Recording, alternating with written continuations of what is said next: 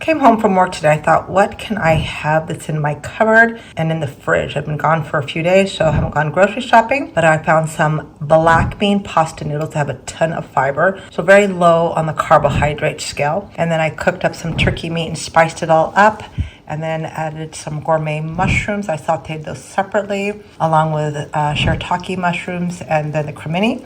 And then I made a very nice sauce here, which is going to go over the pasta, and it's just cream, the drippings of the mushrooms, Parmesan cheese, and pesto. So it's going to be absolutely delicious. All these three combinations go really well together. What's on your dinner plate tonight? Hopefully something delicious and low carb.